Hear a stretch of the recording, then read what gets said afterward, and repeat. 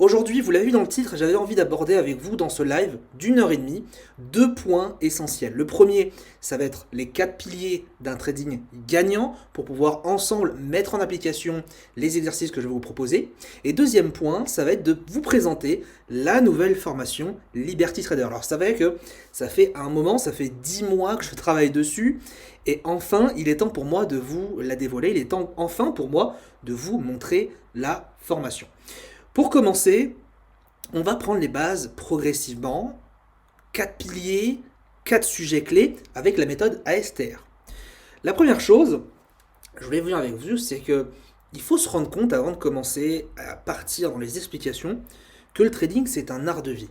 Le trading pour moi, ça a été, à mon sens et de mon prisme et de mon vécu, un changement de vie. Parce que pour moi, un trading, c'est quelque chose qui est censé vous rendre meilleur. Un bon trading, ça vous rend meilleur, une meilleure personne. Pourquoi? Parce que le trading, ça nécessite tellement de qualité qu'il est impératif de savoir travailler sur soi-même, sur ses émotions, sur sa personnalité, etc., etc.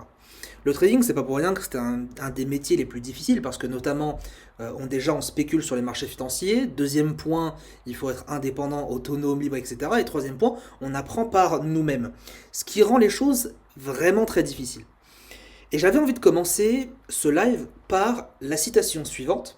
J'avais envie de commencer par les clés du succès en trading est la discipline émotionnelle.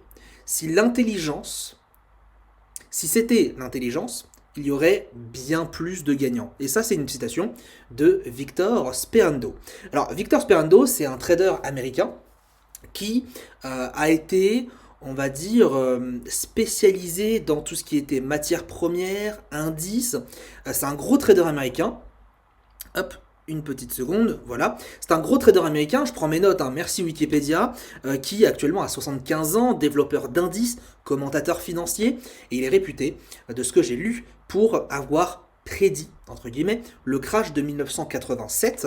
Lors d'une interview, il expliquait justement qu'est-ce qui allait se passer, et quelques semaines, quelques mois plus tard, il vend le Dow Jones et fait une performance de 300% sur une seule journée, parce que le Dow Jones baisse de 20%.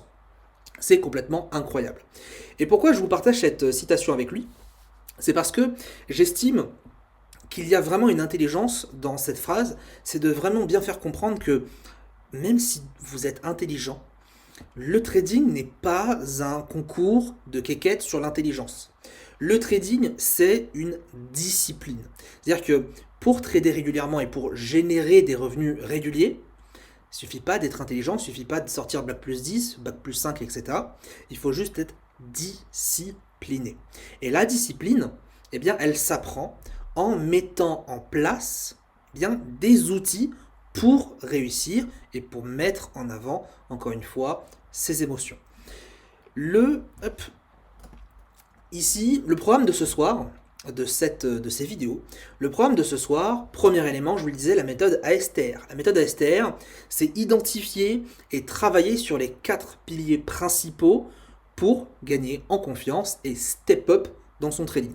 Et la deuxième chose, bien évidemment, c'est la formation Liberty Trader. C'est la formation que j'ai mis au point en 10 mois pour qu'en 90 jours, ça vous permette de mettre en place une routine de trading gagnante et donc devenir régulier. Vous allez voir que le mot régulier, j'y accorde une importance capitale. On va voir ça plus tard dans la présentation. Pourquoi Step Up? Quels sont les objectifs de Step Up? Pourquoi aujourd'hui je vous fais un live? Pourquoi aujourd'hui je vous parle des 4 piliers d'un trading gagnant?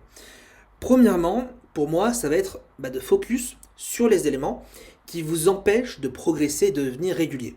C'est pas pour rien que si aujourd'hui vous n'arrivez pas à devenir rentable, régulier ou peu importe, c'est parce que vous avez des blocages psychologiques. C'est parce que vous n'avez pas la bonne méthode d'apprentissage, vous n'avez pas la bonne stratégie, la bonne gestion de risque, etc., etc. Donc c'est important de mettre le point là où ça fait mal et en 4 piliers de dire voilà ce que l'on peut améliorer dans un futur proche, dès lundi prochain, dès demain pour ceux qui regardent le jeudi soir, et de pouvoir, encore une fois, mettre en place un trading gagnant. Deuxième point, c'est enfin avoir une méthode complète qui, et je vais en parler dans la première diapositive, qui est adaptable en fonction du marché et du contexte. Cette notion de adaptable, vous allez voir même modulable, et pour moi même nécessaire dans une stratégie de trading pour pouvoir en fait s'adapter à toutes les humeurs du marché. Et le troisième point, bien évidemment, c'est accélérer son processus d'apprentissage. La formation, l'initiation ALT, qui est une initiation que j'ai mis en place, vous la connaissez sûrement, 40 vidéos pour apprendre les bases du trading de A à Z. Cette initiation-là, vous la regardez, elle va faire à peu près 20 heures de vidéo. En 20 heures, je résume 2 ans d'apprentissage, quasiment à 8-9 heures par jour, tous les jours, week-end compris.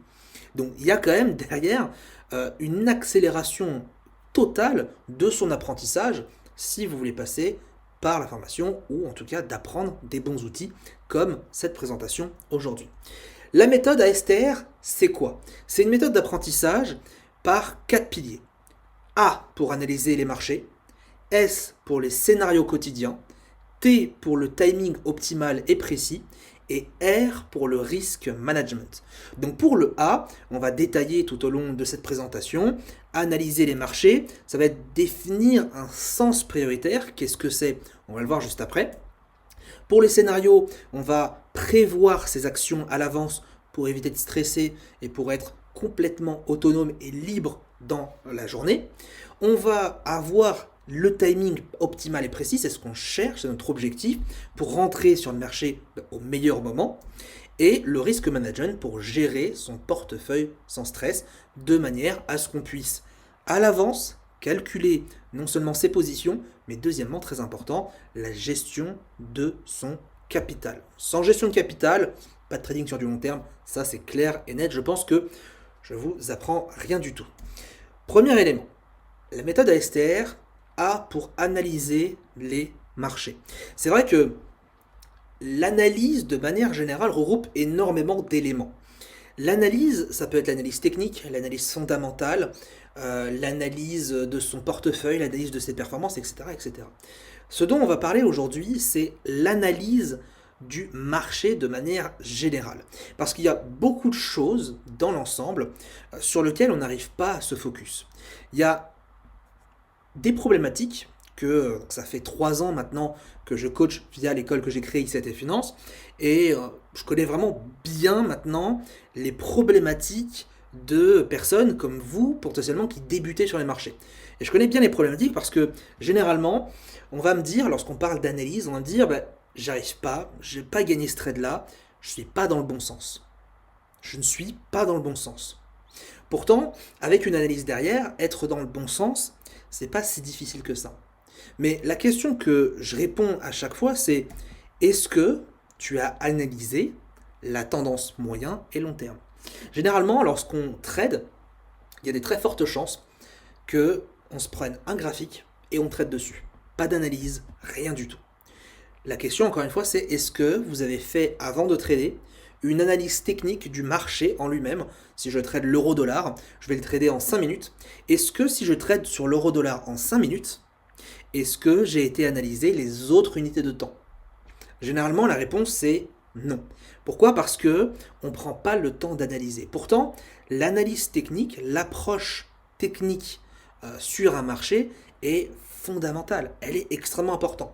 Si vous tradez sans analyser, finalement, c'est comme si vous allez d'un point A à un point B, les yeux bandés, sans savoir par quel chemin passer, sans avoir de téléphone sur vous, GPS, etc. etc. Donc c'est extrêmement important, lorsqu'on veut être dans le bon sens, d'après la problématique, c'est de faire une analyse. Pourquoi une analyse? En fait, analyser le contexte de marché, c'est clé et principal. Les questions que moi je vais me poser lorsque je vais vouloir trader sur les marchés, c'est, premièrement, quelle est ma situation macroéconomique actuelle? Quelle est ma situation macroéconomique actuelle? Je prends un exemple où je tourne la vidéo. Vous savez très bien que c'est un peu catastrophique en ce moment. Le Covid, on a aussi maintenant en ce moment la crise du pétrole américain. Quelle est ma situation macroéconomique actuelle? Quelle est l'humeur des opérateurs? Deuxième question que je vais me poser, y a-t-il des événements majeurs de prévus prochainement? Par exemple, ça peut être les taux d'intérêt de la Banque Centrale Européenne, les taux d'intérêt de la Réserve Fédérale Américaine. Ce sont des événements qui sont extrêmement attendus par les investisseurs et qui, forcément, font office de sources de volatilité assez importantes.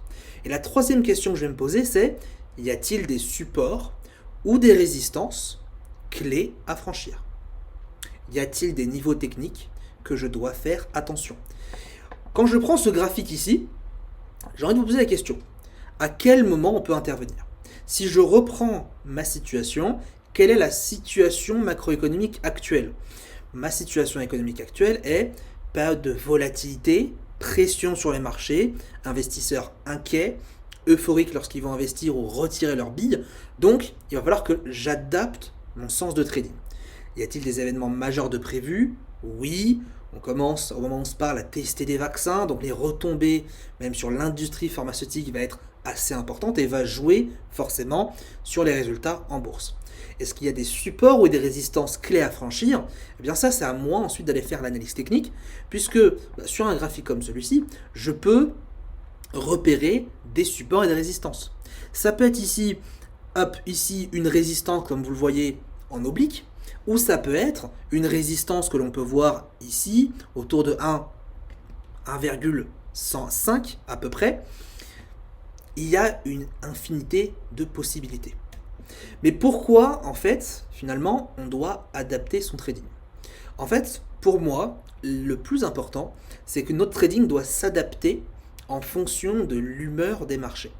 Si vous ne vous adaptez pas en fonction de l'humeur des marchés, vous êtes mort. Vous êtes mort de chez mort. Pourquoi? Et comment on peut voir l'humeur des opérateurs? Il y a un indice qui a été créé, juste ici, qui s'appelle le VIX. Le VIX, c'est calculé sur la moyenne des volatilités annuelles sur les options d'achat, donc les calls et des ventes, des puts, sur l'indice S&P 500. L'indice VIX est appelé aussi l'indice de la peur. L'indice de la peur, si vous voulez, ce qui se passe, c'est que lorsqu'on est, on le voit avec des rectangles rouges ici, lorsqu'on est sur des pics sur le VIX, cela indique qu'il y a une panique en cours sur les marchés. Lorsque le VIX est en dessous environ du niveau 30, 20 à 30, dans le rectangle vert par exemple, et toutes les autres périodes qui ont suivi, eh bien on remarquera que le marché est plutôt calme. Le dernier rectangle que vous voyez tout à droite est le rectangle actuel, là au moment où on vit la situation, puisque vous le voyez avec le Covid, les marchés financiers ont effectué un crash boursier, et donc forcément c'est la panique. Ce graphique-là, qu'est-ce qu'il vous donne comme information? Il vous donne finalement à quel moment on peut estimer réellement moduler, changer sa façon de trader. Si on se définit un certain seuil, comme le seuil des 20 ou des 30 sur le VIX, qui va se situer juste ici, 20 ou 30, au-dessus de 30, on peut estimer que notre trading doit changer. Au cours de sa création, depuis à peu près 1985, si je ne dis pas de bêtises, le VIX a été au-dessus du seuil de 80. Hop, je vais vous le lire ici. Il a été 7 fois au-dessus du seuil de 80 depuis 1986. 7 fois. 7 fois seulement. C'est-à-dire qu'entre 1986 et 2020, on a subi 7 grosses paniques sur les marchés financiers. Et à chaque fois, vous remarquez la même chose, à chaque fois, c'est la même conclusion. Quand le VIX explose, la volatilité explose, et les traders indépendants, débutants, novices, peu importe, ceux qui n'ont pas idée à quel point c'est important d'adapter son trading en fonction du marché, qu'est-ce qui se passe? Chaque fois qu'on a une hausse de la volatilité, eh bien on a des capitaux qui retombent à zéro. On a des traders qui perdent l'intégralité de leur position en trading. C'est triste, c'est malheureux, c'est comme ça.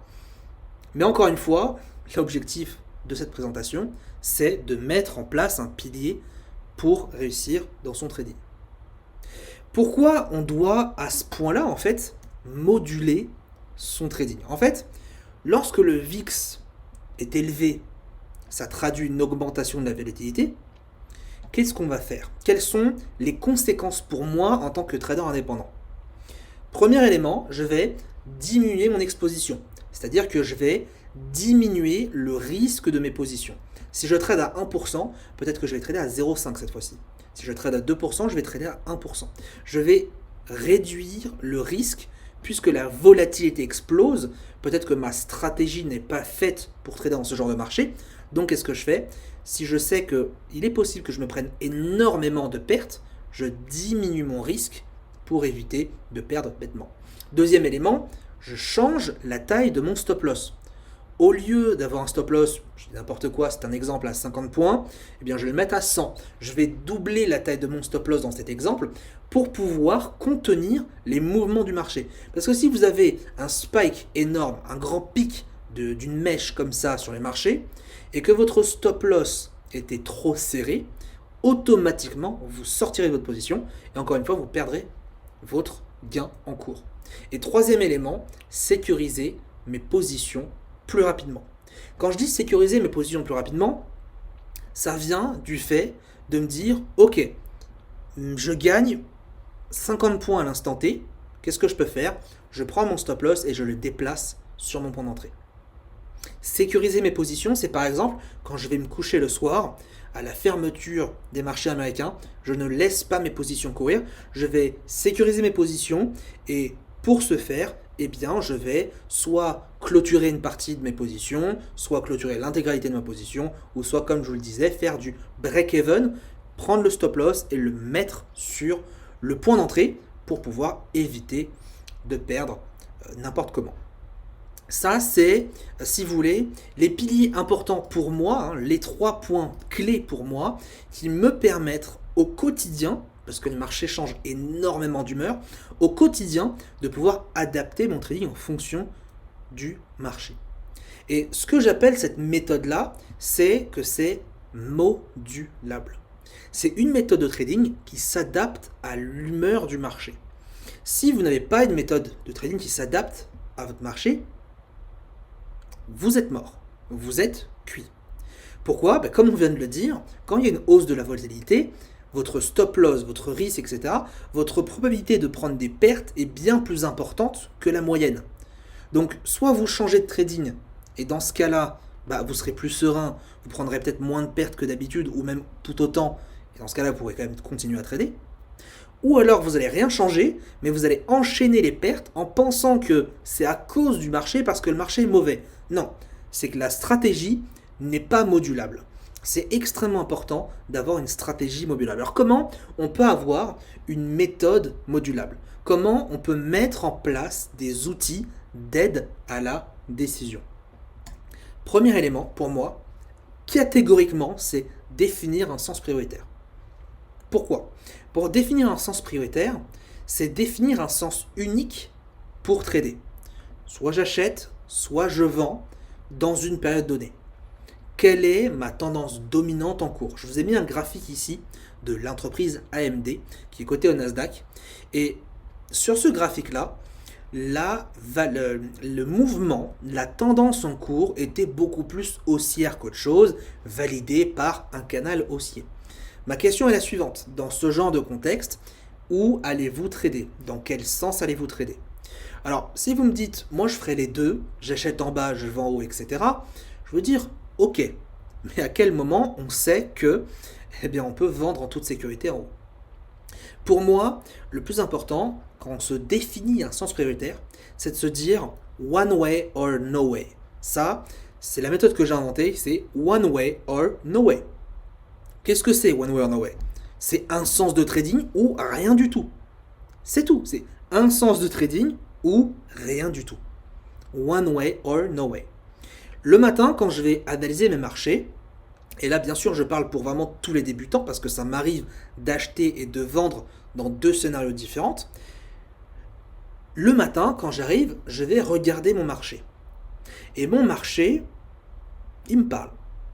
Alors je suis pas fou, je vous rassure, mais mon marché il me parle. Mon marché il me parle et il me donne des informations. Moi en tant que trader, je suis censé décrypter ces informations. Parce que bien évidemment, tout ce que le marché me dit, c'est crypté. C'est du Java, c'est du Canal+, à 23h30 le samedi soir. C'est impossible de le regarder malheureusement, malgré que vous voulez vraiment regarder ce qui se passe à 23h30 le samedi soir. One way or no way. Je vais chercher un sens prioritaire. Je définis quelle est ma tendance dominante du marché. J'achète ou je vends. Je suis plus acheteur, je suis plus vendeur. Parce que j'ai une probabilité en cours. Pour les outils, j'utilise, je vous ai partagé sur YouTube, la méthode de la convergence. Cette méthode de convergence, elle a deux outils basiques, extrêmement simples, mais qui fonctionnent merveilleusement bien. Honnêtement, si vous appliquez cette méthode, si vous allez creuser la méthode, si vous allez vraiment appliquer ces principes-là, c'est une mine d'or ce truc-là. Cet outil-là est une mine d'or. Moyenne mobile 100 exponentielle, point pivot journalier. Je suis sur la plateforme ProRealTime et j'ai la possibilité, chanceux que je suis sur ProRealTime, d'avoir des remplissages, de la couleur. Et le côté très visuel de la couleur et du remplissage entre le pivot journalier et la moyenne mobile fait que, instinctivement, je vais devoir définir un sens prioritaire sur les marchés. Et lorsque j'ai cette situation en face de moi, on peut voir clairement que dans le rectangle vert, on est plus dans une situation acheteuse, et dans le rectangle rouge, nous sommes plus dans une situation vendeuse. Le one way or no way est explicite dans cet exemple. En vert, je fais que d'acheter. En rouge, je fais que de vendre. Ça, pour moi, c'est un pilier fondamental, ou même un sous-pilier fondamental, pour tout trader débutant qui souhaite commencer intelligemment. C'est pas destiné forcément à des traders pros, puisqu'au bout d'un moment, avec une certaine expérience, vous aurez la jugeote nécessaire pour acheter et vendre, probablement toujours dans le cercle vert. Mais quand on débute, première, deuxième, troisième année d'expérience, quand on débute sur les marchés, on a besoin d'un cadre. On a besoin d'un moment où on se dit « Ok, j'achète ou je vends ». Et l'outil ici est tellement important qui, pour moi, n'a pas de prix en termes de partage. J'ai reçu énormément d'ailleurs de retours de personnes qui utilisent cette méthode et je voulais encore une fois partager gratuitement sur YouTube parce que pour moi, c'est un outil qui mérite d'être utilisé et c'est un outil qui est clairement beaucoup trop efficace. Il est extrêmement efficace. Pas parce que c'est juste une moyenne mobile et un point pivot. C'est la simplicité pourtant. Deux outils extrêmement simples. Mais parce que l'alliance de ces outils et de la compréhension que vous faites avec ces outils et ces indicateurs techniques-là font que vous avez une certaine logique derrière. La logique de cette méthode, je vous renverrai vers la vidéo justement La Convergence, vous pouvez la retrouver en format simple ou en format plus long de 1 heure. Cette stratégie-là me permet sur 3 unités de temps d'analyser la tendance. Si sur 3 unités de temps je suis vert, vert et vert, eh bien pour moi c'est check-in, je passe directement à l'achat. Alors j'initie pas une position à l'achat comme ça au hasard, j'attends ensuite ma stratégie. Mais toutes mes positions, tant que je suis dans ce rectangle vert, seront orientées à l'achat. One way or no way, ça c'est le plus important. Vraiment cette mentalité du one way or no way, elle est pour moi fondamentale si vous voulez débuter intelligemment sur les marchés. C'est quoi finalement les conséquences de définir un sens prioritaire ? Premier élément, si, comme je l'ai dit, sur 3 unités de temps, ma tendance est haussière, je mets alors toutes les probabilités de mon côté pour trader. Mon trade, je ne l'ai même pas pris que sa probabilité de gain est déjà supérieure à une chance sur 2. Entre guillemets, je ne parle jamais en une chance sur 2, mais à 50% de probabilité. On est déjà positif, parce que je suis dans le bon sens. On disait tout à l'heure, être dans le bon sens. Deuxième point, c'est d'éviter le stress de ne pas savoir quoi faire. Il n'y a rien de pire que de voir un marché qui monte, qui monte, qui monte, ou qui baisse, et on ne sait pas quoi en faire. Alors, généralement, qu'est-ce qui se passe ? On achète, on vend, et c'est du n'importe quoi. Le one way or no way, il est là pour vous réduire le stress. Et puis, il est fait pour quoi aussi ? Il est fait pour écouter le marché et non son ego. C'est vrai que ça peut faire du mal à entendre, mais vous le savez, soyons honnêtes, soyons vraiment honnêtes entre nous. Il y a des moments où, quand on trade, on est persuadé de quelque chose. On est persuadé que ça va monter. On est persuadé que ça va baisser. Et on prend le trade. Et même si le marché nous indique clairement que non, ça ne va pas continuer à monter ou non, ça ne va pas continuer à baisser, on prend le trade parce qu'on a cet ego qui nous dit « je sais que j'ai raison ». Je sais que j'ai raison. Et c'est un grand problème, ça. C'est un grand problème. Et ça a été la cause de beaucoup de mes trades perdants au début. De ne jamais écouter le marché. Cette situation d'une one way or no way, avec l'outil que je vous ai proposé, c'est vraiment de peu importe ce que je pense, le marché a toujours raison. C'est une citation, hein. Le marché a toujours raison, c'est pas pour rien. Le marché a toujours raison. Et quatrième point, la conséquence de même ces 3 derniers points qu'on vient d'énumérer, c'est d'améliorer son approche et surtout sa psychologie. C'est surtout ça qui est important, la psychologie. 80% de votre trading, c'est de la psychologie. Si vous n'avez pas la psychologie, si vous n'adoptez pas cette attitude du one way or no way, qu'est-ce qui se passe? Comme je l'ai dit tout à l'heure, achat, vente, et c'est du n'importe quoi. On va en parler ensuite dans la section timing. Et c'est du grand n'importe quoi. Donc pour moi, cette importance capitale pour analyser les marchés et faire en sorte de se mettre dans le bon sens est importante pour clairement mettre les probabilités de son côté. Le trading, c'est que de la probabilité. C'est que de la probabilité. Quelle est la probabilité que mon marché monte dans une tendance haussière? Elle est plus importante que ça baisse. Parce que ma probabilité naturelle fait que je suis dans un marché haussier, donc j'ai plus de probabilités. Ça ne veut pas dire qu'il va forcément monter. C'est-à-dire que mes probabilités calculées sont positives pour un marché haussier. Et quand vous réfléchissez en termes de probabilité, quand vous réfléchissez en termes de one way or no way, je définis un sens prioritaire avec mes points pivots, ma moyenne mobile, et quand j'ai le feu vert des 3 unités de temps, je fonce vers l'achat, je fonce vers la vente, il y a beaucoup de choses qui vous surprennent moins, on va dire, sur les marchés. Parce qu'on est dans le sens, encore une fois, prioritaire.